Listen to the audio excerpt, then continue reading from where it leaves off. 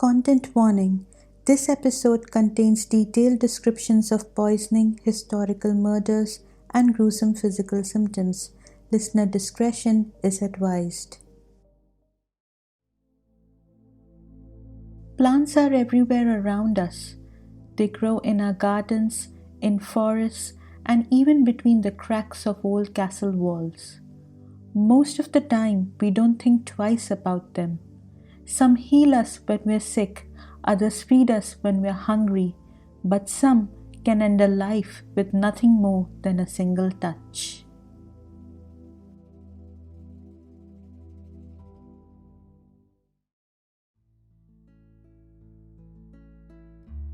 Hello and welcome to Season 2 of Roots Revealed.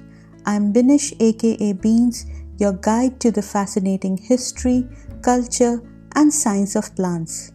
Together, we'll uncover how plants have shaped civilizations, ecosystems, and our understanding of the natural world. Let's kick off with our next episode.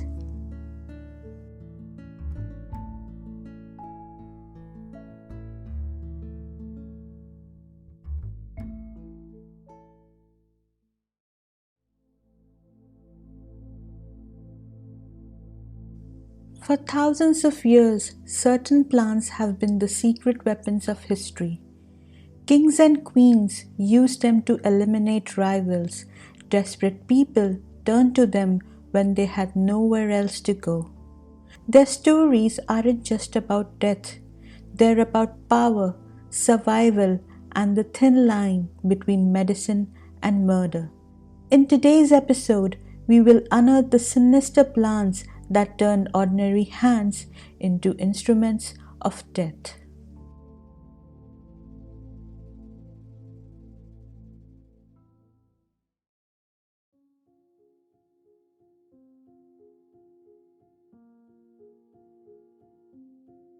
In 399 BCE, one of the history's most famous executions took place in Athens. The philosopher Socrates had been sentenced to death for supposedly corrupting the minds of young people with his questions and ideas. His method of execution wasn't a sword or hanging. It was a cup of tea made from poisoned hemlock. As Socrates drank it, his students watched in horror as their teacher's body gradually shut down piece by piece while his mind remained clear until the very end. Poison hemlock or Conium maculatum might be one of the most deceptive plants in the world. It's actually quite pretty with delicate white flowers that look harmless enough to pick for a bouquet. But every part of this plant contains deadly chemicals called gonine and gonicine that attack your nervous system in two cruel stages. The first phase starts within minutes of consuming hemlock. Your mouth begins to burn, your heart starts racing, and your hands begin to shake uncontrollably. You might think this is the worst it gets, but you'd be wrong. Then come the seizures, violent, uncontrollable spasms that rack your entire body. Between each seizure, you get a few moments of exhausted calm, just long enough to dread the next one. Each episode is worse than the last until finally your heart can't take any more and stops beating. But poison hemlock has an even deadlier relative, water hemlock. This plant contains a chemical called cicutoxin, which is so potent that it's been called the most violently poisonous plant in North America. Just a small bite of its root can trigger convulsions so severe that victims actually bite through their own tongues. Unlike many other plant poisons, there is absolutely no antidote for water hemlock poisoning. Once you've consumed enough of it, all doctors can do is try to keep you comfortable while the poison runs its course. What's particularly tragic about hemlock poisoning is that people sometimes mistake these plants for edible ones. The leaves can look similar to parsley or other herbs, and the roots of water hemlock have been confused with edible tubers. Even experienced foragers have made fatal mistakes with these plants. One mistaken bite is often all it takes to turn a simple meal into a fatal encounter.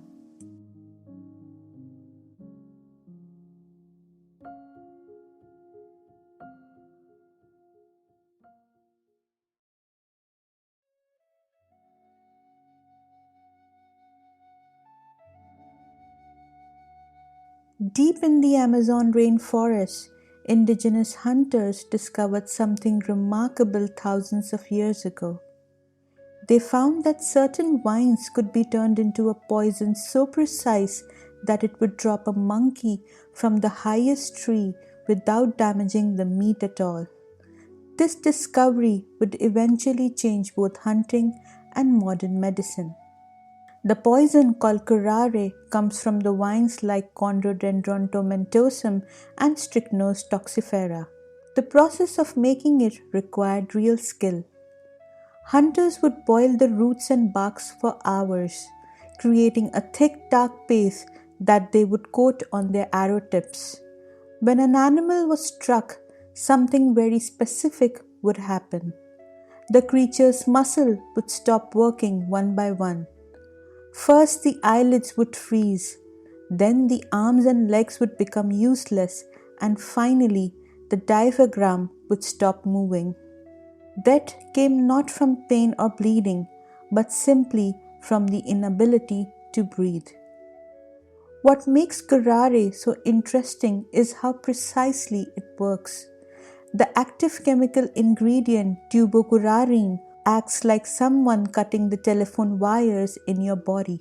It blocks the signals that travel from your brain to your muscles, essentially turning you into a paralyzed but conscious person. It's like being trapped in your own body. You can think and feel, but you can't move or even breathe. Here's the fantastic part. Today's doctors use a refined version of the same poison during surgery. They inject patients with modern versions of curare to relax muscles during surgical procedures, making the doctor's job easier and safer. It's one of those strange ironies of medicine. What once was a silent killer in the jungle is now a silent guardian in the operating room.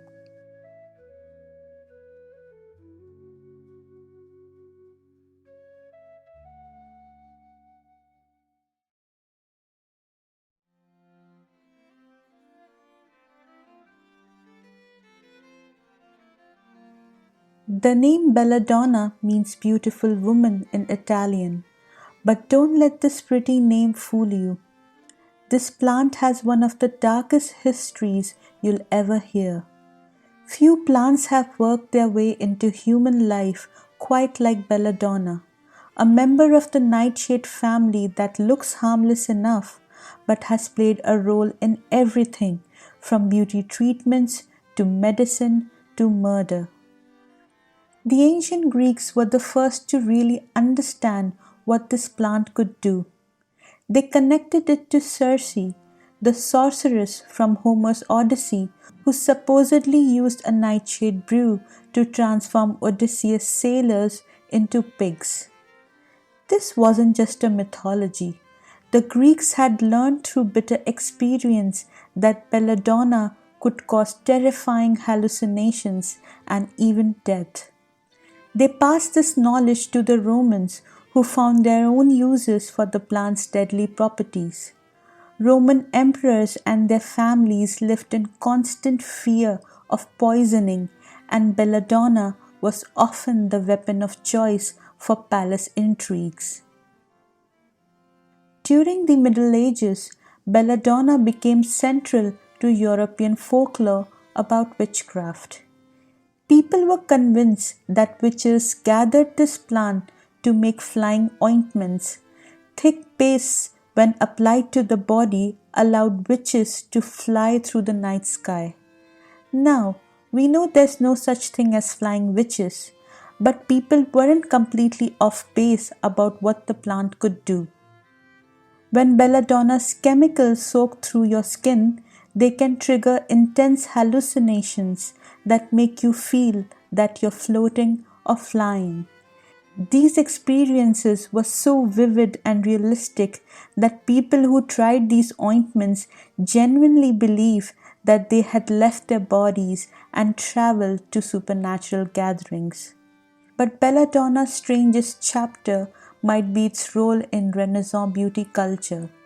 Wealthy Italian women discovered that diluting belladonna extract and dropping it into their eyes would make their pupils dramatically larger. In that era, enlarged pupils were considered a sign of beauty, arousal, and sophistication, hence the plant's name, beautiful woman. Fashion conscious ladies would regularly use these eye drops before social events, not realizing they were slowly poisoning themselves. Many suffered permanent vision damage and some died from accidental overdoses. The irony was lost on them. They were literally risking their lives to look more beautiful. The plant's main active ingredients, atropine, scopolamine, and hyoscyamine, have been known to doctors since ancient times. Greek and Roman physicians wrote extensively about these compounds, documenting both their healing properties in tiny doses and their deadly effects in larger amounts. This double edged nature made belladonna both valuable and terrifying to ancient healers. By the 19th century, scientists had figured out how to isolate pure atropine from belladonna plants. This breakthrough made the compound incredibly important in forensic medicine, as investigators could now test for specific poisons in victims' bodies. Unfortunately, the same scientific advance that helped solve crimes also made the poison more readily available to potential murderers. The late 1800s and early 1900s saw a new wave of belladonna poisonings, cementing the plant's reputation as the classic poison of political intrigue and personal revenge.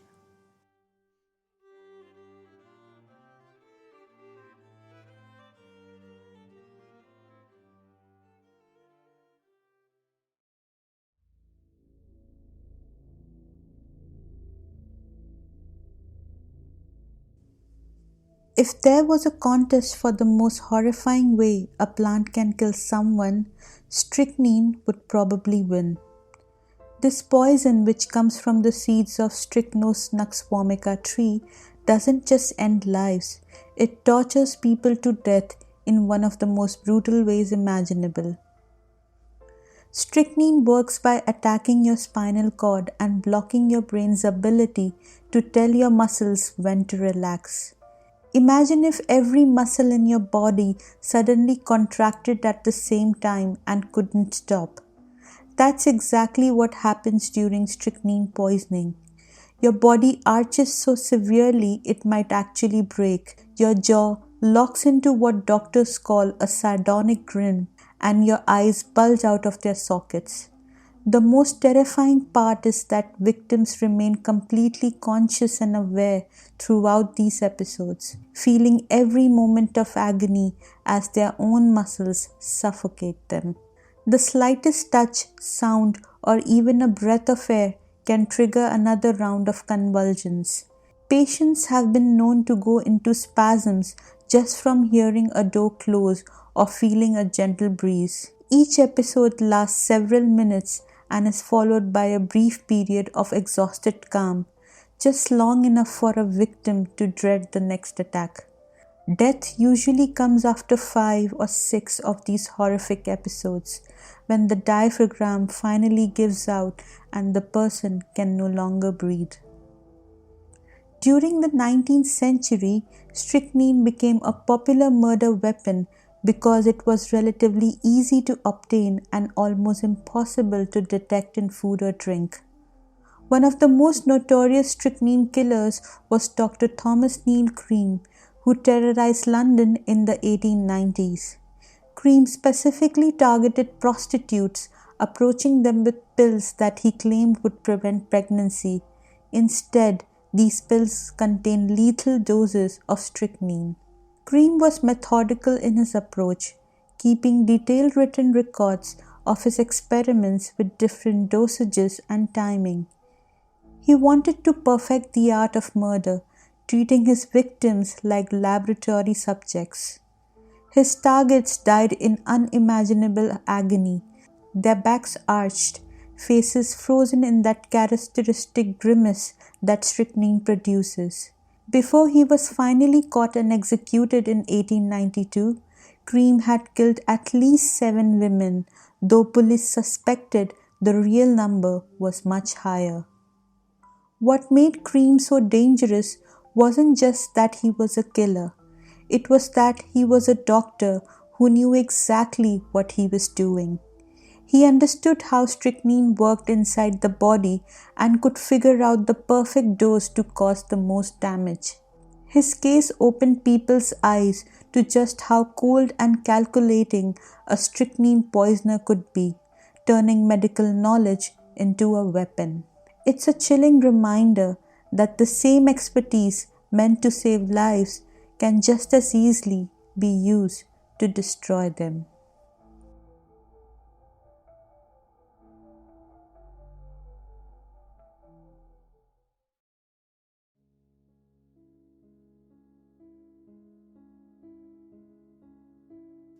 Sometimes the most dramatic poisoning cases happen in broad daylight, in ordinary places when nobody expects danger. That's exactly what happened to a Bulgarian writer named Georgi Marko on a London street back in 1978. He was just waiting for his bus after work when he felt a sharp poke in his leg. When he turned around, there was a guy with an umbrella saying sorry for bumping into him. The man walked off and Marco didn't think much of it. 3 days later, he was dead. It turned out that a tiny pellet of ricin had been shot from a modified umbrella, making it one of the most infamous assassinations of the Cold War. Ricin comes from castor beans, the seed of Ricinus communis, which is actually a pretty common decorative plant that grows in gardens around the world. Most people walk past castor plants every day without realizing they are looking at the source of one of nature's most potent toxins. The seeds might look harmless, but just 8 of them contain enough ricin to kill an adult human being. What makes ricin so terrifying is how it works inside your body. Think of your cells like tiny factories, constantly producing the proteins your body needs to survive. Ricin acts like a saboteur who sneaks into these factories and destroys the machinery. Once ricin gets inside a cell, it disables the structures that make proteins, essentially causing the cell to starve to death from the inside out. The symptoms are as horrible as they sound: severe vomiting, bloody diarrhea, and gradual organ failure as more and more of your body cells shut down. The versatility of ricin is what makes it so attractive to assassins and terrorists. It may be inhaled as a powder, mixed into food or drinks, or injected directly into the bloodstream. During World War II, both Allied and Axis powers experimented with ricin as a potential biological weapon, though fortunately it was never used on a large scale. Even today, ricin remains popular among criminals because it's relatively easy to extract from castor beans, difficult for investigators to detect quickly, and has no known antidote. What's particularly chilling about ricin is that victims often don't realize how they've been poisoned until it's too late. The symptoms can take hours or even days to appear, giving the poisoner plenty of time to disappear. By the time doctors figure out what's happening, the damage is usually irreversible. In essence, ricin gives killers the ultimate head start. By the time anyone realizes what has happened, the trail has gone completely cold.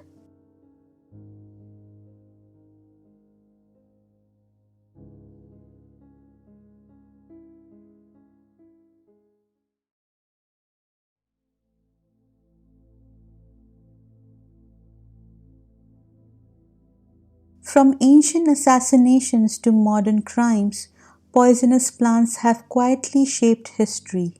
They've toppled rulers, settled scores, and ironically became life saving medicines. The same toxins that once killed now help surgeons operate and save lives in emergency rooms. The difference between poison and cure is often just a dose. So, next time you're walking through nature, remember you're surrounded by plants that hold the power of life and death. Those old fairy tales warning children about plants weren't just stories, they were survival guides. Most plants are harmless, but some carry secrets dark enough to change history. In the end, nature's deadliest lesson might be its simplest. Beauty and danger often wear the same face.